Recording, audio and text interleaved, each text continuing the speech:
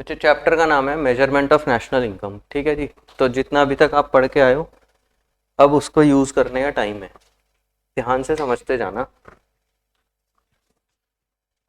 Measurement of national income बच्चे, circular flow of income था house holds और forms. Recording on है ना? हाँ, छूट ना जाए। ठीक है, हाउस होल्ड्स और फॉर्म्स, यहाँ से इनको फैक्टर सर्विसेज जाती हैं। कौन कौन सी 4 factor services? Land, labour, capital, petrol. कितने रुपए की दी थी इन्होंने ये? चलो रुपए की छोड़ो, इन्होंने गुड्स एंड सर्विसेज प्रोड्यूस करे कितने रुपए के? 1000 रुपए के, राइट? यही लेता हूँ मैं एग्जाम्पल। यस। यहाँ से पैसा वापस आया, इनको बोलते हैं फैक्टर पेमेंट्स। कितने रुपए दिए थे रेंट के? 250। ठीक है जी, लेबर के 250, इंटरेस्ट के 250 और प्रॉफिट के 250, टोटल मिला के 1000 रुपया। यहाँ पे इन्होंने खर्चा किया, कितने का खर्चा किया? 1000 का। बच्चे, नेशनल इनकम निकालने के 3 मेथड्स हैं। नेशनल इनकम निकालने के 3 मेथड्स हैं, चौथा फ्लो में नहीं बना रहा अभी।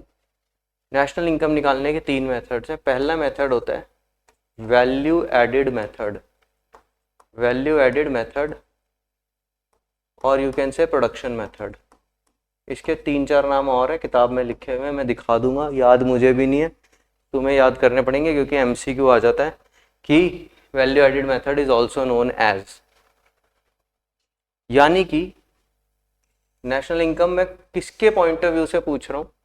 सरकार जा रही है किसके पास? इन प्रोड्यूसर्स के पास, ठीक है, और इनसे डेटा कलेक्ट कर रही है। आपने लास्ट ईयर स्टैट्स में पढ़ा था data collection of data, right? पहला दूसरा चैप्टर था, वहां पर आपने वो लास्ट में एक नोट लिखा होता, right a note on NSSO, national sampling survey of India, या जो भी था ऑर्गेनाइजेशन, उसका मेन काम क्या होता है?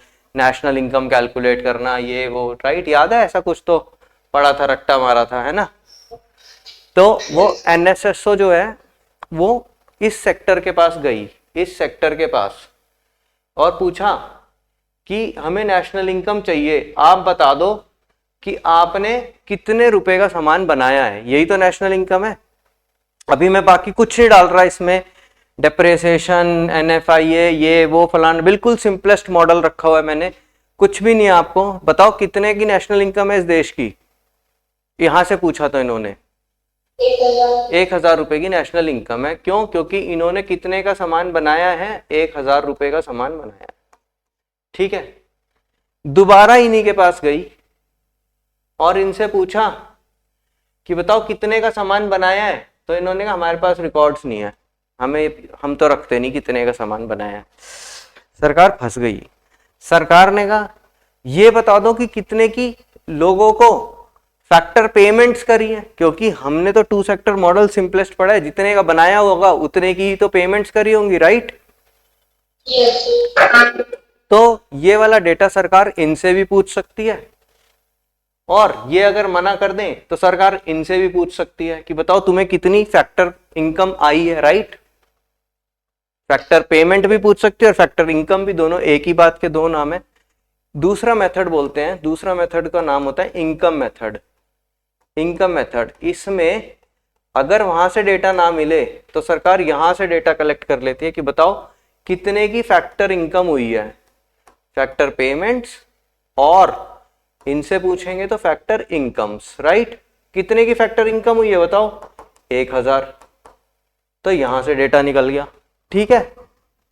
अब सरकार इनके पास गई, पूछा कितने का सामान बनाया, इन्होंने कहा पता नहीं।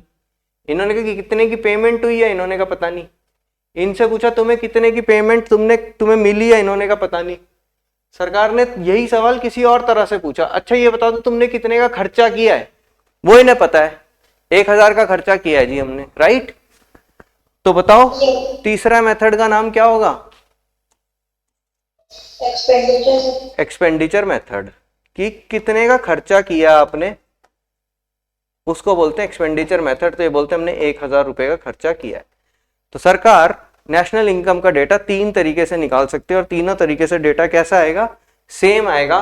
तो सर फिर 3 तरीके दे क्यों रखे हैं, कौन सा वाला यूज करती है सरकार? सरकार इन तीनों का कॉम्बिनेशन यूज करती है, जहां से जो डेटा मिल जाता है उसको कलेक्ट कर लेते हैं और उसके बाद डेटा को कोलेट करके नेशनल इनकम की एस्टिमेशन कर ली जाती है। और नेशनल इनकम के लिए एस्टिमेशन वर्ड ही यूज होता है, ना कि कैलकुलेशन। ये चैप्टर का नाम मेजरमेंट दे रखा है, मेजरमेंट नहीं होना चाहिए, एस्टिमेशन ऑफ नेशनल इनकम होना चाहिए। क्योंकि आपने लास्ट ईयर स्टैट्स में ये भी पढ़ा था कि इट इज एन्यूमरेशन, पहले चैप्टर में एन्यूमरेशन और एस्टिमेशन ऑफ डेटा, राइट, पढ़ा था, याद है? तो यहां पर नेशनल इनकम एस्टिमेट की जाती है, क्योंकि ये बिल्कुल परफेक्ट कभी भी नहीं होती, इसके अंदर कोई ना कोई डेटा का डबल काउंटिंग हो रहा होता है या कोई ना कोई डेटा मिस आउट हो रहा होता है, राइट। हालांकि हमें जो एग्जांपल्स मिलेंगे वो बिल्कुल परफेक्ट मिलेंगे और हमारे तीनों मेथड से आंसर सेम आ रहे होंगे, राइट। समझ में आई ये बात? इतनी बात समझ में आ गई बच्चों? अब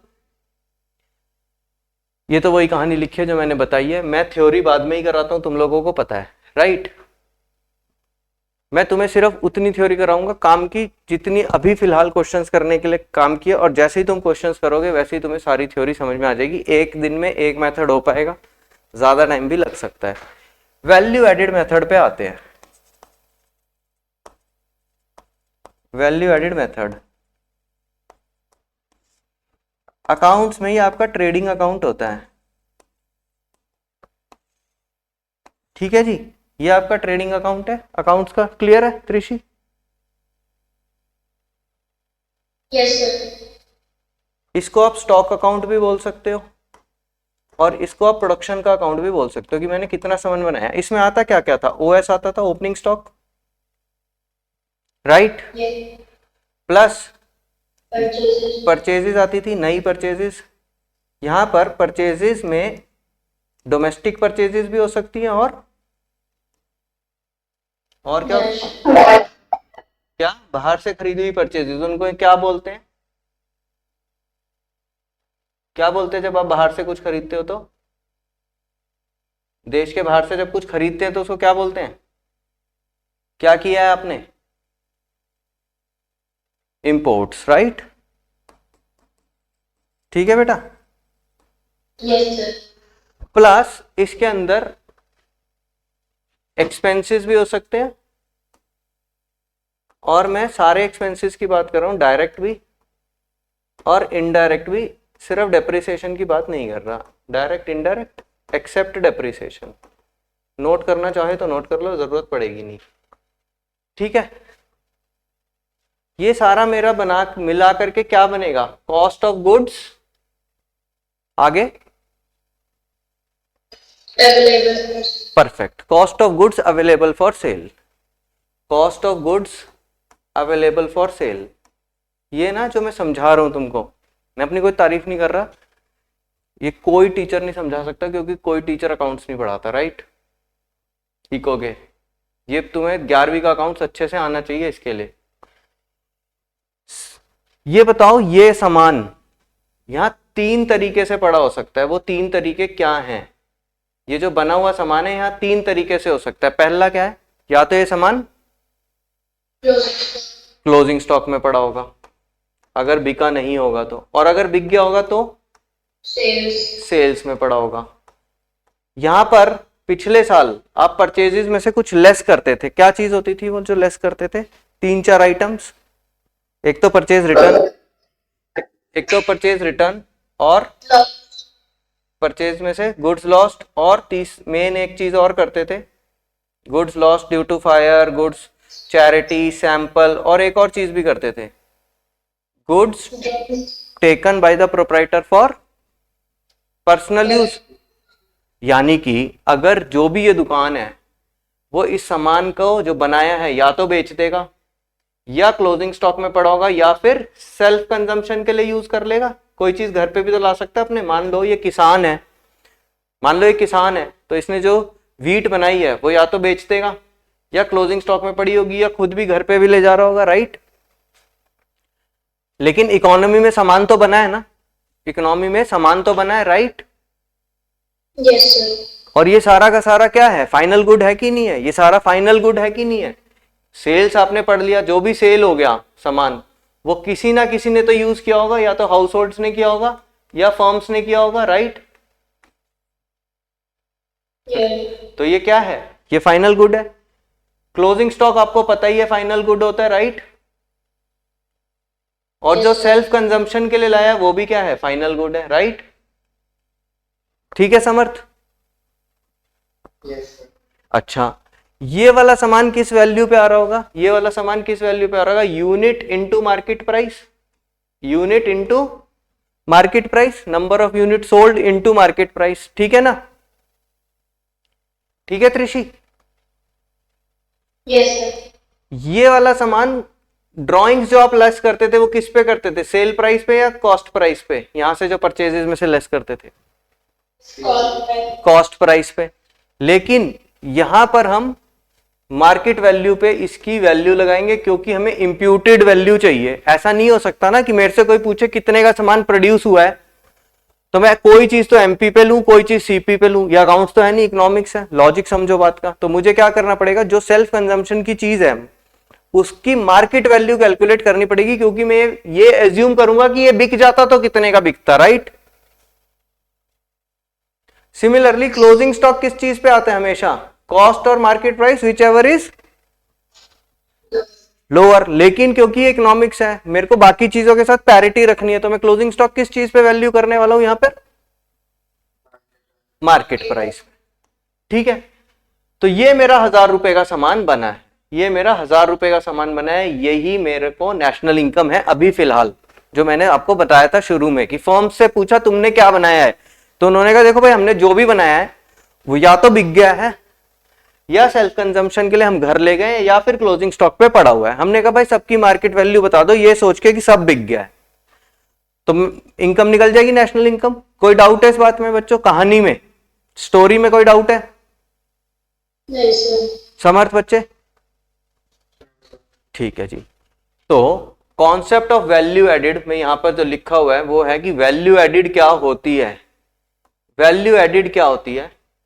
वैल्यू एडिड होती है वैल्यू ऑफ आउटपुट, जितने का सामान बनाया है, minus intermediate consumption. Minus intermediate consumption क्यों किया मैंने यहां पर? इंटरमीडिएट कंजम्पशन क्या है यहां पर? ये सारा जो P&L के डेबिट में हो रहा है ये आईसी है। ये सारा क्या है? आईसी है। मैंने बोला था ना आपको जब आईसी समझाया था, वो क्या था आईसी? कोई भी चीज जो परचेज हो रही हो रीसेल के लिए, वो क्या है? आईसी है। ये परचेजेज हो रही है रीसेल के लिए, आईसी है। आपने इलेक्ट्रिसिटी यूज भी पढ़ा था, वो भी आईसी था, क्या था कि नहीं था? तो मैंने यहां पर आईसी लेस क्यों किया? सर ये तो सिर्फ आप फिर सेल की जगह, ये जो अभी आपने सारा समझाया हमको कि हम ये ले लेंगे, ये सब लेस कर दूं तो यहां तो जीपी या फिर एनपी आ जाएगा, तो हम तो इस फॉर्म का सिर्फ एनपी ले रहे हैं, इसका मतलब, राइट?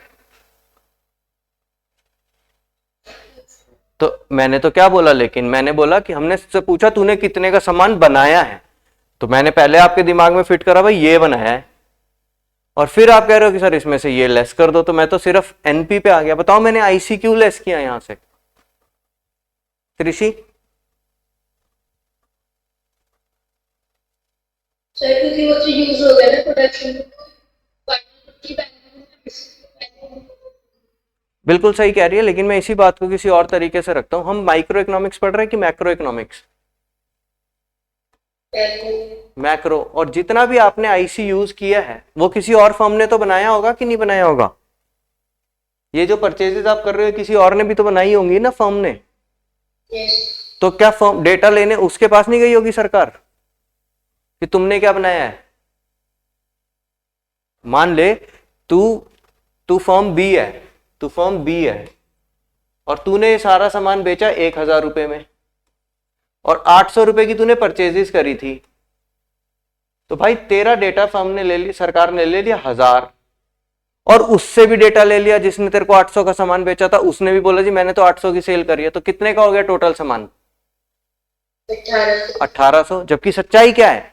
सच्चाई ये है कि 800 का सामान तुमने बनाया है और तुमने खरीदा और उस पर वैल्यू कितने की ऐड करी तुमने? 200 की। तो सरकार क्या करेगी? आपकी वैल्यू एडेड निकालने के लिए आपके 1000 में से 800 लेस करेगी और पूछेगी आपने 200 की वैल्यू ऐड करी है बस, बाकी ये बी ने करी है। ए ने कितने की वैल्यू ऐड करी है? 800 की। इकोनॉमी के अंदर तो टोटल सामान कितने का बिका फाइनल गुड के रूप में? 1000। आ रही है बात समझ में समर्थ? Yes. शाबाश। तो पहली बात तो हो गई आपकी कि आपको वैल्यू एडेड का फॉर्मूला पता लग गया। Value added is equal to VO minus IC. Now what is VO? 3 भाग अभी अभी आपने देखे हैं। वीओ, दिस इज वीओ, ये वीओ है, वैल्यू ऑफ आउटपुट। तो वैल्यू ऑफ आउटपुट में 3 पार्ट्स आ जाएंगे, क्या होंगे?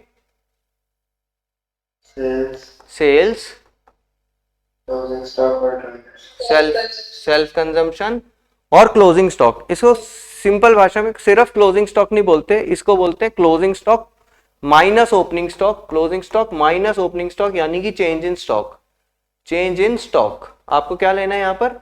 Change in stock. क्योंकि मैंने बताया आपको क्या कि आईसी वाला पार्ट तो ये हो गया, आईसी वाला पार्ट ये सारा, ठीक है बच्चों? इसमें ये ओएस तो रह ही गया, और ये ओएस आपने अगर दोबारा ले लिया इस साल, ये पिछले साल का क्लोजिंग स्टॉक होगा कि नहीं होगा? तो ये पिछले साल की नेशनल इनकम में जुड़ा होगा। तो अगर इस साल इसको यहां से नहीं हटाया तो ये इस साल की नेशनल इनकम में दोबारा नहीं जुड़ जाएगा, क्योंकि आपने यहां पर वीओ में से आईसी तो माइनस कर दी लेकिन ओएस तो माइनस नहीं किया ना अभी तक। तो इसीलिए आपको यहां पर क्लोजिंग स्टॉक नहीं चेंज इन स्टॉक लेना पड़ेगा। तो मैं उसको बोलूंगा सीएस ही, क्योंकि ये चेंज इन स्टॉक है, लेकिन CS means what? CS minus OS यानी कि चेंज इन स्टॉक। राइट? समझ में आ रही है बात त्रिशी? Yes sir. परफेक्ट है, इतनी बात समझ में आ गई आपको। तो आपको पता लग गया VO minus VA means value added. ये एक फर्म का बोल रहा हूं मैं, सिंगल फर्म का। वीए, चलो फर्म ए का बताते हैं। फर्म ए का वीए कितना होगा? वीओ माइनस आईसी, यानी कि sales plus self consumption plus change in stock minus IC. Clear है? वीए ऑफ बी क्या होगा? वीए ऑफ फर्म बी, मैं मान रहा हूं इस पूरी की पूरी इकोनॉमी में 3 फर्म्स हैं एबीसी, इसका होगा वीओ माइनस आईसी। और वीए ऑफ फर्म सी क्या होगा? VO minus IC. सबका अपना अपना वीओ और अपना अपना आईसी। क्लियर है? यस। मैं तीनों को अगर ऐड कर दूं तो ये मेरा बन जाएगा तीनों का वीए। इसको बोलते हैं gross value added. Gross value added. Gross क्यों बोलते हैं? क्योंकि मैंने अभी जब आपको ये बनवाया था तब मैंने यहां पर क्या लिखा था? Except depreciation. अभी आपने इसमें डेप्रिसिएशन का खर्चा नहीं लेस किया हुआ। राइट? लिखवाया था कि नहीं लिखवाया था? यस। तो ये क्या बन गया आपका? Gross value added. Gross value added at what? MP और एफसी। देख के बताओ यहां पर, gross value added at MP. Gross value added at MP. तो अगर मैं सारी फर्म्स का इकोनॉमी के अंदर वीए ऐड कर दूं तो मैं किस टर्म पे पहुंच जाता हूं? Gross value added at market price. और ये सिनोनिम है किसका? GDP at market price. GDP at market price का मतलब क्या है? क्या थी जीडीपी एट मार्केट प्राइस की डेफिनेशन जो हमने लास्ट क्लास में पढ़ी थी? It is the gross market value. Money value नहीं था, मनी वैल्यू फैक्टर कॉस्ट पे आती है। तो gross market value of all the final goods and services produced with in the domestic territory of a country during the year. क्या यही definition बोली थी कि नहीं बोली थी? क्या आज आप रिलेट कर पा रहे हो? अकाउंट से मैंने जोड़ा है पूरा का पूरा टॉपिक। शुक्र करो कि हमारी क्लास में ह्यूमैनिटीज का बच्चा नहीं है, वरना मेरी टाइम बोल जाती इस बात को समझाने में उसको। जितना आराम से तुम्हें समझ में आ गया, बिकॉज आपका 11th का कॉन्सेप्ट अकाउंट्स का स्ट्रॉन्ग है। समझे बच्चों? Yes, sir. क्वेश्चंस पे आते हैं। डायरेक्ट थ्योरी बाद में करेंगे। निकालो भाई, calculate the value added by firm A and B. Calculate the value added by firm A and B. ध्यान से समझना बातों को, एक दो क्वेश्चंस में कराऊंगा फिर तुम्हारा हाथ चल जाएगा। तो V A of firm A, V A of firm A,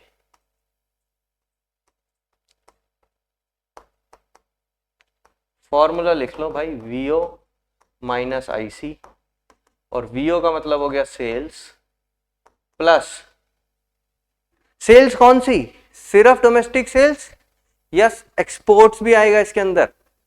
domestic plus exports, सोच के देखो, बताओ। चाहे फर्म उस सामान को अपने देश में बेचे चाहे बाहर बेचे, वो बने कौन से देश में? अपने देश में। तो आपके देश की इनकम नेशनल, उसमें बताना रियल मैग्नीट्यूड जो होता है। हमेशा नेशनल इनकम का कैलकुलेशन का क्वेश्चन करते हुए अपने दिमाग में रखो, मैं आंसर तो रुपीज में निकालूंगा, लेकिन मुझे देखना है मेरे देश में रियल मैग्नीट्यूड में इंक्रीज हुआ है कि नहीं हुआ। रियल मतलब गुड्स एंड सर्विसेज प्रोड्यूस हुए कि नहीं हुए, बताओ हुए कि नहीं हुए? हुए। तो फिर सिर्फ ये डोमेस्टिक सेल्स लेगा या एक्सपोर्ट्स भी लेगा? एक्सपोर्ट भी लेगी। शाबाश। तो ये सेल्स का मतलब क्या, डोमेस्टिक प्लस एक्सपोर्ट्स, ठीक है ना? धीरे धीरे क्वेश्चन क्लियर हो जाएगा। Sales plus self consumption plus change in stock minus IC, और सेम फर्म बी का भी होगा। पहले फर्म ए की बात करते हैं, बताओ क्या लिखा है? डोमेस्टिक सेल्स बाय फर्म ए, ठीक है जी 4000। एक्सपोर्ट्स बाय फर्म ए, ये भी ऐड होगा ना? Yes, sir. तो सेल्स के दो पार्ट्स हो गए आपके, domestic plus exports. Purchases by firm A, ये किस में जाएगा, कौन से पार्ट में? IC minus. आईसी में। और इस क्वेश्चन में एससी और सीएस आपको दे नहीं रखा, तो -200 इज इक्वल टू 4800, ये है VA of firm A. Trishi clear है? Yes sir. VA of firm B निकालो।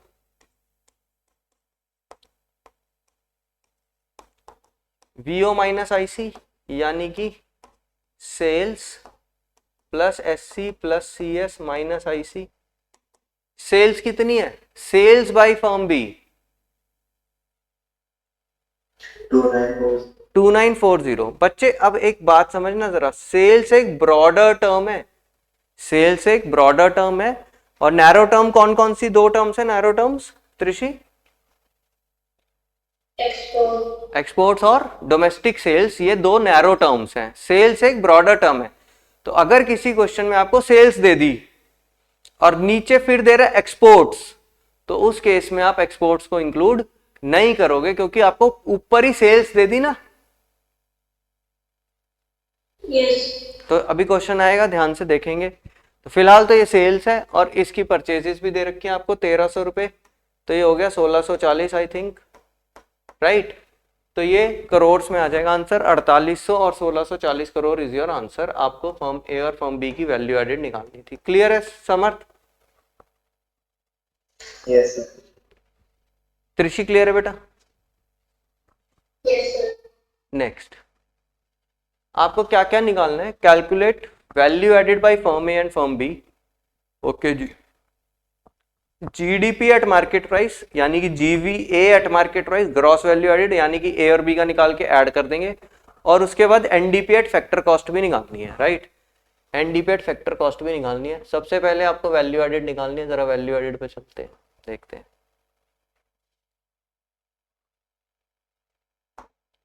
वीए ऑफ फर्म ए, जितना खोल के हो सकता है इसको लिख लो, वीओ माइनस आईसी। वीओ का मतलब हो गया sales plus SC self consumption plus change in stock को मैं डायरेक्ट लिख रहा हूं अब, CS minus OS. This is your change in stock, right? या यहाँ पर मैं CS लिख देता हूँ, plus change in stock, closing stock मत बोलना इसको, क्वेश्चन गलत हो जाएगा, माइनस IC, और CS का मतलब हो गया CS माइनस OS। ठीक है जी त्रिशी, इतनी बात क्लियर है? Yes, sir. अब डेटा ढूंढो, सेल बाय फर्म ए, जो जो मिलता जा रहा है उसको टिक करते जाओ। सेल्स बाय फर्म ए है 500, sale by firm B to households, change in stock of firm A, direct आपको चेंज इन स्टॉक दे रखा है, चेंज इन स्टॉक ही दे दिया, फर्म ए का चेंज इन स्टॉक है 20। ठीक है, Yes, sir. Opening stock of firm B, purchases by firm A IC में आ जाएगा -320, indirect taxes paid by both the firms. क्या अभी मुझे जरूरत है इस डेटा की? जो मैंने ऊपर कंपोनेंट्स लिखे वहां कहीं इनडायरेक्ट टैक्सेस से रिलेटेड कुछ लिखा है? नहीं, नेक्स्ट है डेप्रिसिएशन, वो लिखा हुआ है कुछ? नहीं। Sale by firm A to B, sale by firm A to B, ये ए के लिए क्या होगी? सेल्स होंगी ना,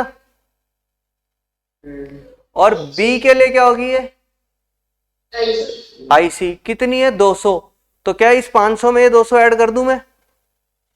नहीं, क्यों? सर सेल्स ना, क्या? सेल्स तो लिखने सेल्स आपने लिख ली, और ऊपर क्या लिखा था? सेल्स बाय फर्म ए, सारी सेल्स।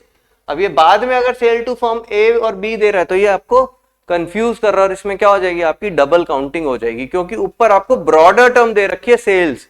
अब उसने ए ने बी को बेचा, हाउस होल्ड को बेचा, वो नीचे चाहे दोबारा दोबारा दे रखा हो, वो आपको कंसिडर नहीं करना। आ रही बात समझ में? तो ये हो जाएगा 520 माइनस 320 इज 200 CR। क्लियर है बच्चों? समर्थ क्लियर है? Yes, sir. शाबाश। नेक्स्ट आ जाता है value added of firm B. फिर से पूरा फॉर्मूला लिखो, VO minus IC, VO means sales plus self consumption plus change in stock minus IC। ढूंढना शुरू करो। Sales by firm B to general government, ठीक है जी, एक पार्ट ये दे रखा है सेल्स का, सरकार को बेचा, बना तो है ना, इकोनॉमी में बना है कि नहीं बना? बेचा किसी को भी हो, बना है ना? यस, ठीक है। Sale by firm B to household 350, ये हो जाएगा, बना है जी, ठीक है, बिल्कुल, बेचा किसी को भी हो, बना तो है। Closing stock of firm B and opening stock of firm B, तो C माइनस O, 40 माइनस 30, पूरा लिख करके दिखाना आप, ये हो जाएगा 40 minus 30। Purchases by firm A और sales by firm A to B. अब ध्यान से, आपको IC दे रखा था इससे पहले कहीं फर्म बी का? नहीं दिया हुआ ना? यही इसका IC है, कौन सा? ये 200 इसका IC है, राइट? Yes. तो ये हो गया 450 plus 10 is 460 minus 200 is 260 crore. ठीक है बच्चों, समझ में आ गया? इन दोनों को अगर जोड़ दूं तो मैं पहुंच जाता हूं gross value added at market price, और इसी का दूसरा नाम है GDP एट मार्केट प्राइस। ये हो जाएगा 200 प्लस 260 यानी कि 460 करोड़। ठीक है त्रिशी? यस सर, फिर क्या मांग रहा है आपसे वो? GDP एट मार्केट प्राइस, तो ये तो मैंने निकाल दिया, GDP एट मार्केट प्राइस कितना है? 460। उसके बाद वो आपसे क्या मांग रहा है? NDP एट फैक्टर कॉस्ट, और आप कहां तक निकाल चुके हो question? GDP at MP। G से N पे आने के लिए क्या करेंगे त्रिशी? शाबाश। D तो नॉर्मली है, MP से फैक्टर कॉस्ट पे आने के लिए माइनस NIT। तो अब आप निकालोगे 460 माइनस डेप्रिसिएशन 120 और minus indirect taxes paid by both the firms are 75, subsidies है नहीं क्वेश्चन के अंदर। तो ये आपका निकलेगा 460 minus 120 minus 75 is 265 CR is your answer, right? Correct है? समझ में आया समर्थ? Yes. भाई मंडे को क्लास है, सार्थक को बोल लेना कि ये वीडियो जरूर देख ले, वरना अगली क्लास उस अगला पूरा चैप्टर ही सर के ऊपर से निकल जाएगा। ठीक है, ठीक है समर्थ। ठीक है। हाँ, नेक्स्ट निकालो क्वेश्चन। जो डेटा आपके काम करनी है उसको सिंपली इग्नोर कर देना आपने, ठीक है ना, क्योंकि वो डेटा आपको कंफ्यूज करने के लिए दे रखा है। ये फर्म एक्स का डेटा है, आपको क्या निकालना है, net value added at market price, NV at MP निकालना है। हमारा इस फॉर्मूला से निकलता क्या है, GDP at MP, right.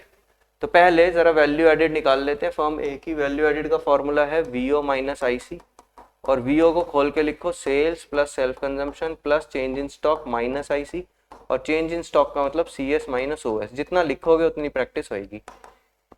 Sales दे रखी है आपको 90 की, प्लस सेल्फ कंजम्पशन दे रखी है क्वेश्चन के अंदर, नहीं दे रखी, ठीक है। तो सेल्फ कंजम्पशन कुछ नहीं है, ये है ही नहीं।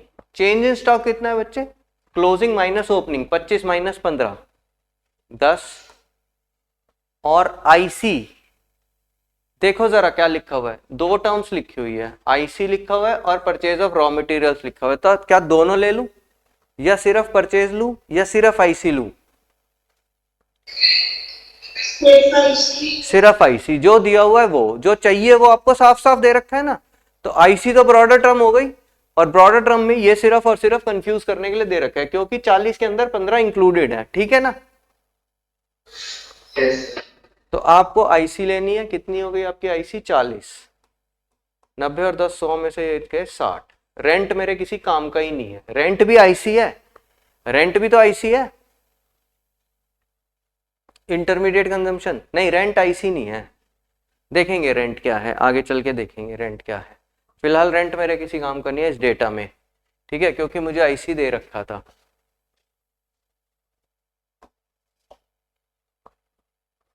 अच्छा चलो इस बारे में डिस्कस करते हैं एक बारी, हैं, ठीक है, सोच के बताना।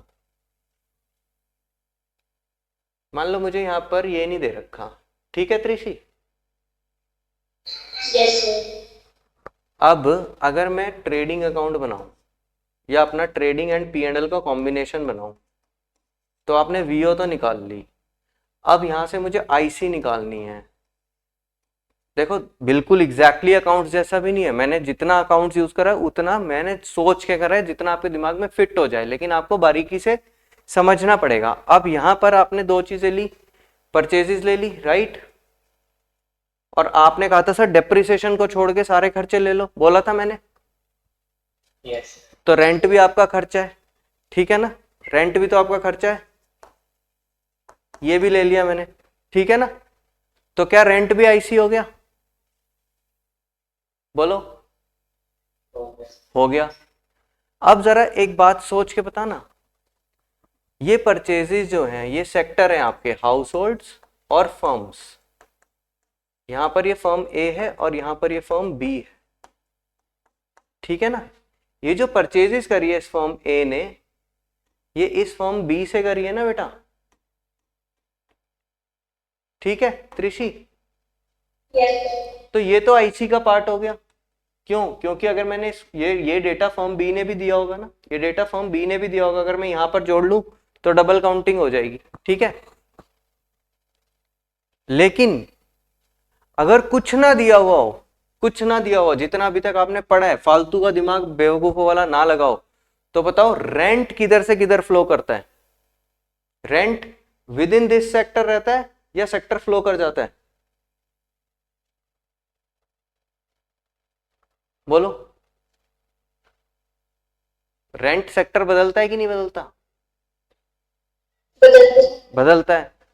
रेंट तो सेक्टर बदलता है, रेंट तो यहां से यहां आता है, आपने फैक्टर पेमेंट में देते हो ना रेंट। तो बताओ क्या रेंट आईसी होगा, नहीं. रेंट आईसी नहीं होगा, क्यों, क्योंकि ये फर्म टू फर्म ट्रांजैक्शन थोड़ी हो रही है। आ रही है बात समझ में, अगर नहीं आ रही तो छोड़ दो, कुछ दिनों के बाद अपने आप आ जाएगी, जब हम इससे रिलेटेड बातें करेंगे। ये तो मैंने समझाने के लिए समझा दिया। अब मैंने कहा था मैंने कहा तो था कि फालतू में सोचना कुछ नहीं है, अगर कुछ ऐसा होता तो वो गिवन होता। हमने अभी तक ऐसा कोई सिनेरियो पढ़ा ही नहीं है कि एक फर्म दूसरी फर्म को लैंड दे रही है यूज करने के लिए। हमने पढ़ा है कुछ ऐसा अभी तक इकोनॉमिक्स में? हाँ, तो रेंट हमेशा फैक्टर इनकम होता है, ठीक है, फैक्टर पेमेंट। अच्छा जी, ये हो गया वीए। बस अब क्या निकालना है आपको? निकालना क्या है क्वेश्चन में? Net value added. तो इसी वीए को मैं क्या बोल दूंगा? GVA at MP. कितना? 60, ठीक है जी। और I can say GDP at MP, ठीक है त्रिशी। और अब मेरे को निकालना क्या है? एनवीए एट एमपी, यानी कि NDP at MP. NDP at MP is equal to what? GDP at MP minus depreciation. तो ये हो जाएगा 60 माइनस डेप्रिसिएशन कितना है? 20। तो यार आंसर विल बी 40 करोड़, ठीक है। क्लियर है? Yes. शाबाश। नेक्स्ट निकालो जरा खुद।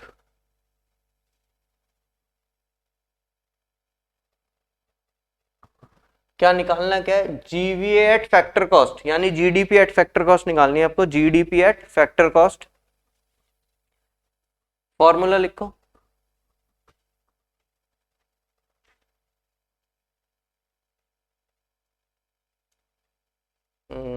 VA is equal to VO minus IC.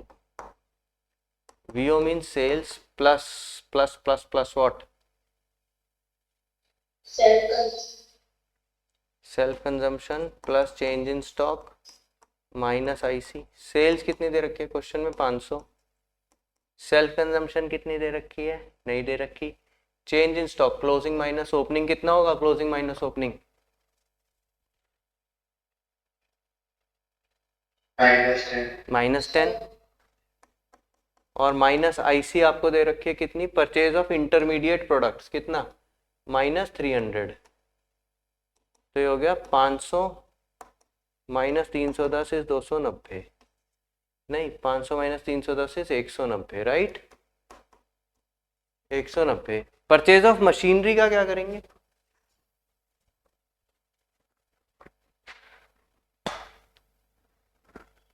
Purchase of machinery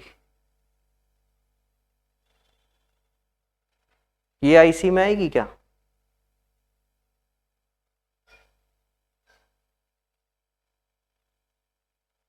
बोलो। नहीं आएगी, बिल्कुल नहीं आएगी, ठीक है ना। ये कोई इंटरमीडिएट गुड्स थोड़ी है, purchase of machinery final good होती है, ठीक है। कोई डाउट है इसमें? Okay, next.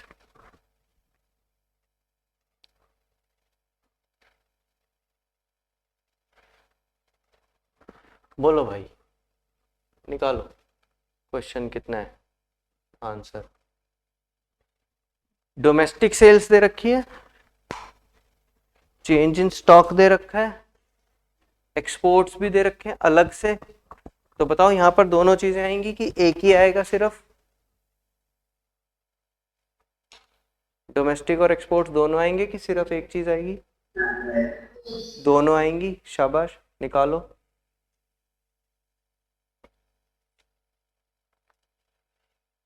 जीवी एट एमपी निकालना है, यानी GDP at MP. Single use producer goods का क्या मतलब हुआ?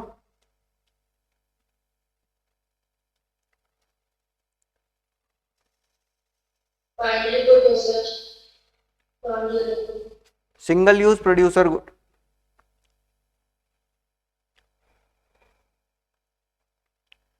सिंगल यूज कंज्यूमर गुड्स कौन से होते थे? Non durable. और फर्म्स की कैटेगरी में ये कौन से गुड्स होंगे जो सिंगल यूज में खत्म हो जाएं?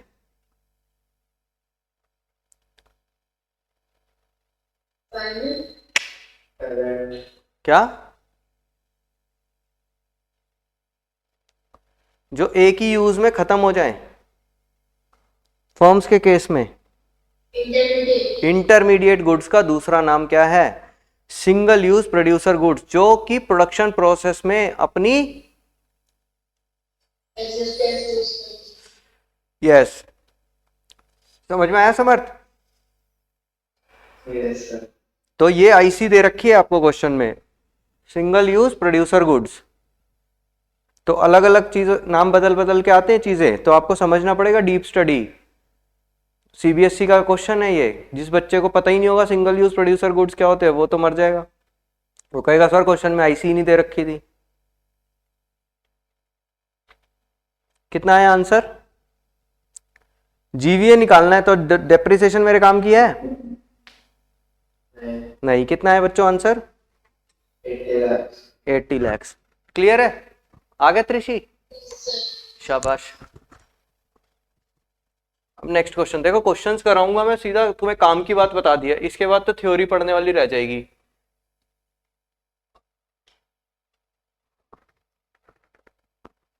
From the following data calculate the net value added at factor cost. निकालो net value added at factor cost.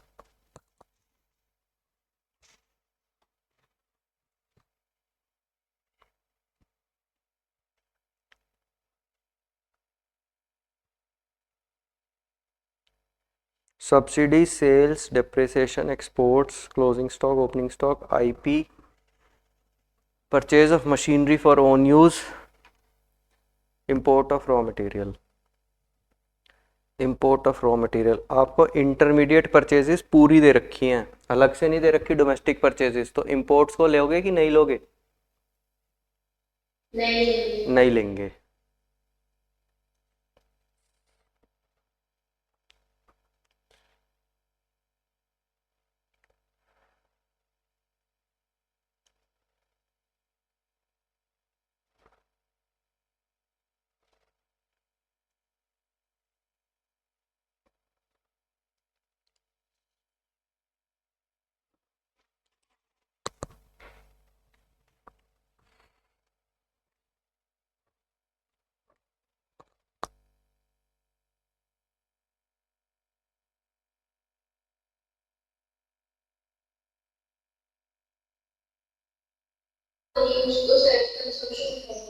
नहीं नहीं, ये तो परचेज करा है फाइनल गुड, ये किसी और फर्म ने बनाया आपको बेचा है, लेकिन ये आईसी नहीं है क्योंकि ये इंटरमीडिएट नहीं है, तो इसका कुछ नहीं ट्रीटमेंट करना।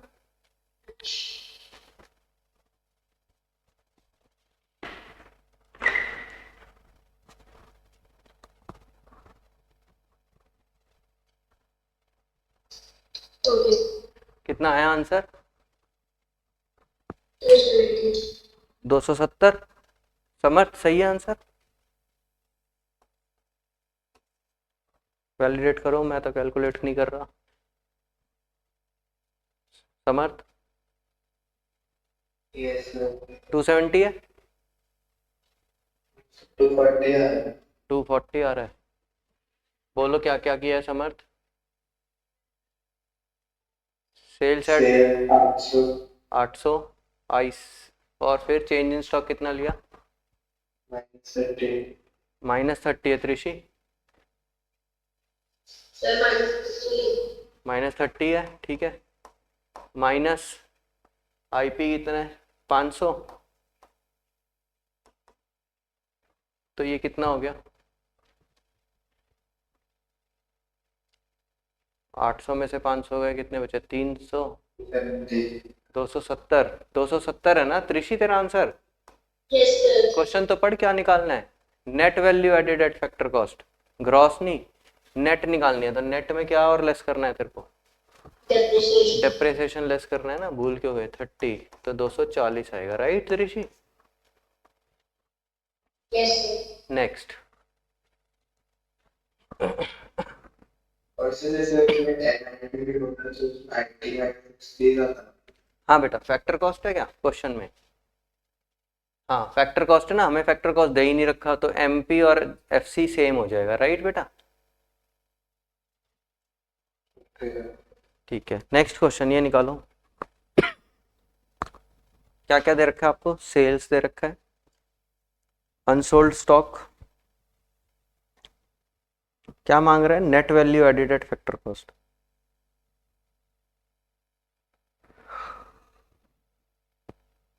फैक्टर कॉस्ट यहाँ पे आपको जीएसटी भी दे रखा है, तो यहाँ पर एनआईटी का रोल भी आएगा फैक्टर कॉस्ट।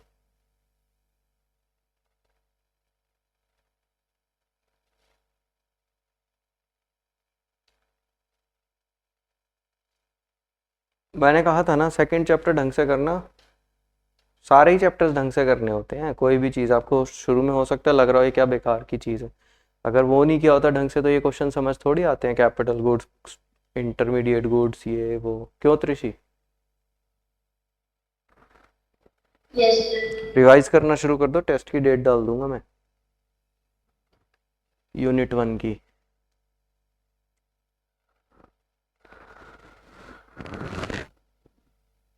बहुत ही आसान सी चीज़ है ये, इकोनॉमिक्स ढंग से करोगे तो।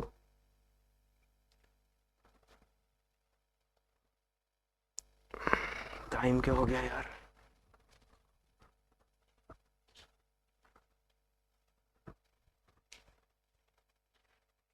छः बज गए, तो ये लास्ट क्वेश्चन करते हैं, फिर इसको कंटिन्यू करते हैं अगली क्लास में।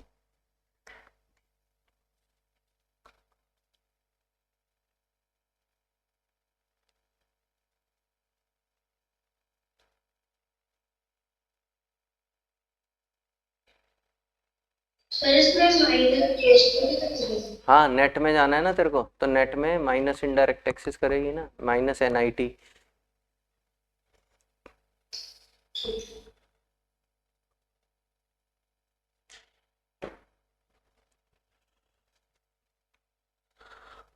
मैं करता हूँ इस क्वेश्चन को, बताओ 3 लाख कितना है बेटा? 15 लाख। चलो मैं देखता हूँ कितना है। ऋषि कितना आया? वीए निकालते हैं जरा, GVA at MP, sales plus self consumption plus change in stock minus IC. Sales कितनी दे रखी है आपको? 20 की। सेल्फ कंजम्पशन है नहीं क्वेश्चन के अंदर, स्टॉक में चेंज है 2 का, और आईसी है आपकी 5 की। तो 20 ये हो गया, 20 और 2 22 में से 5 गए 17, 17 में से 1 गया आपका। अच्छा ये आ गया आपका GDP at MP, GDP at MP, GDP at MP 17। आपको निकालना क्या है? NVA eight factor cost, NDP at FC, GDP at MP. बेटा जी से एन पे जाने के लिए क्या चाहिए होगा तेरे को त्रिशी? जी से एन पे जाने के लिए डेप्रिसिएशन, और एमपी से एफसी तक एनआईटी 17। डेप्रिसिएशन कितनी है त्रिशी? दे रखी है क्वेश्चन में? नहीं। सोच के देख, आपको पहली लाइन में लिखा हुआ है durable producer goods. Durable producer goods का मतलब क्या होते हैं? कौन से गुड्स की बात कर रहे हैं? Capital goods. ठीक है, कैपिटल गुड्स। कितने के खरीदे इसने कैपिटल गुड्स? 10 लाख के। और कितनी उनकी लाइफ स्पैन है? 10। तो हर साल का डिप्रिसिएशन कितना होगा? 1 लाख। तो आपको डिप्रिसिएशन इनडायरेक्टली दिया हुआ है क्वेश्चन में, ठीक है बेटा। माइनस एनआईटी 1, तो आपका आंसर आएगा 15 लाख। ठीक है त्रिशी, ये चीजें हैं जो ध्यान में रखने वाली है, जो आपको छुपा छुपा के देगा वो क्वेश्चन में। ठीक है समर्थ? चलो बच्चों, आज की क्लास यहीं पे समाप्त करते हैं। जितना पढ़ाया उतना पढ़ो। अकाउंट्स का पास्ट एडजस्टमेंट से रिलेटेड सारा काम हो चुका है, एक क्वेश्चन बाकी है, इलस्ट्रेशन नंबर 56, वो मैं अगली क्लास में कराऊंगा। और गारंटी का एक टॉपिक रह जाएगा, देखते हैं कितना टाइम लगता है। ज़्यादा लंबा टॉपिक है नहीं, कोशिश मैं यही करूंगा कि अगली क्लास में वो चैप्टर खत्म हो जाए। नहीं हुआ तो अगली क्लास में करेंगे, और अगर होने वाला हुआ तो मैं 1 आवर 15 मिनट्स में उसको खत्म कर दूंगा। तो भाई आपका होमवर्क जो है, गारंटी से पहले के सारे क्वेश्चंस हैं, वो कितने हैं? 70 तक मैंने दिए थे, 80 बन जाते हैं आपके। 79 मुझे वर्ड याद है, तो 79 तक के आपके क्वेश्चंस होमवर्क में बनते हैं। मंडे को आपकी क्लास है, नेक्स्ट क्लास, तो आपके पास अब से लेकर के सैटरडे भी है।